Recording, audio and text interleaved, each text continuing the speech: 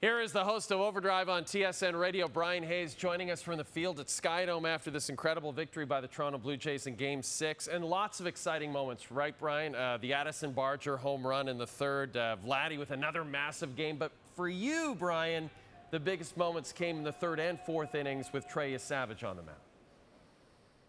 Absolutely, no question about it. And generally throughout these playoffs, there has been a defining moment in each game. Jay, obviously in Game 5, we know what it was, Brendan Little. I would argue in Game 4, it was the interaction between Scherzer and Schneider on the mound. Tonight, it was a defining play. It was the double play, and it got them out of jams in the third, the fourth, and the fifth inning. In the third and the fourth inning in particular, bases loaded. Cal Raleigh at the plate in the third inning that could have completely changed the complexion of this game and completely changed the trajectory of Trey Savage and what was going to happen with him the rest of the night and how quickly maybe John Schneider would have to go to the bullpen. The Blue Jays have defined themselves by great defense all year, a very fundamentally strong team. They proved it tonight. And again, Savage, I cannot say enough about him. The fact that he had the moxie to take on that challenge, not once, not twice, but 3 times. Again, lots of big plays tonight. One defining play in particular, it was the double play by the Blue Jays. It was a clinic tonight. It's the reason they're off to Game 7. Another reason has to be the play of Vladimir Guerrero Jr. hits his 6th home run. He was great defensively, Bryan, as you know, helped contribute to one of those double plays. And should mention, he was wreaking havoc on the base paths, too. So take away the Shohei Ohtani game that is just so insane that no other player in history could do that. Has Vladimir Guerrero Jr. been the best player in baseball this postseason?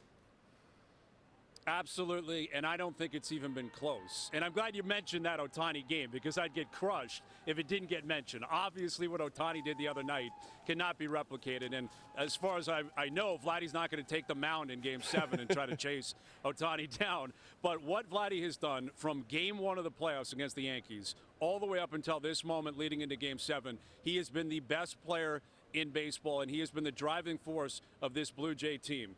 He hits for power. He gets on base. He defends very well. Again, he started that Cal Raleigh double play in the third tonight. He ran the bases extremely well, tacking on runs. The 5th run being his home run, obviously, in the 5th inning. He forces Raleigh to make a bad throw, which leads to a tack-on run to get them to 6 on the board. And also, he brought intangibles to the night, right? It's not just about hitting. It's not just about defense. It's about leadership. It's about emotion. And he had this crowd going all night with the way his emotions were being portrayed. He was going nuts on every single big play tonight, and he factored in to every single big play tonight. So, yes, Savage was great. We'll get to the bullpen momentarily, but this team was never going anywhere in the playoffs unless Vladimir Guerrero Jr. was great. He's been more than that. He's exceeded any possible expectation you could ever have. The best player in baseball the last month has been Vladimir Guerrero Jr. For John Schneider, bit of a redemption game. He received so much criticism, as you know, Bryan, for the 8th inning in game number 5. He brings in Brendan Little to face Cal Raleigh. Similar situation in Game 6, right? Raleigh comes in this time. Schneider goes to Jeff Hoffman. It works out beautifully. What did you think of the way Schneider handled the pen in Game 6?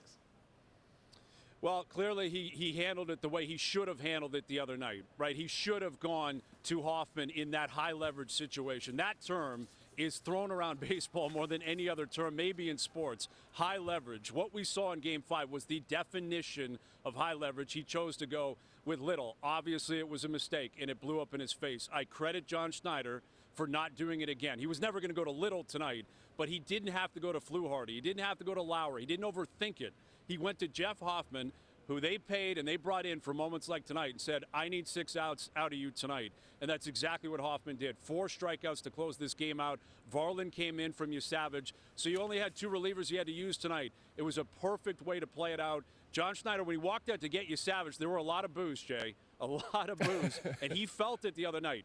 You could see it on his face. You could hear it in his voice after Game 5, still talking about it leading up to Game 6. He needed this tonight. Brendan Little needed this tonight. The Blue Jays needed this tonight. Everything worked out beautifully. Now we roll it over. Let's see what happens Game 7. Can't wait as the Jays try to reach their first World Series since the last time they won the World Series, 1993. They'll win Game 7. They'll do just that. This is Bryan Hayes. We'll talk to him after Game 7 on Monday night.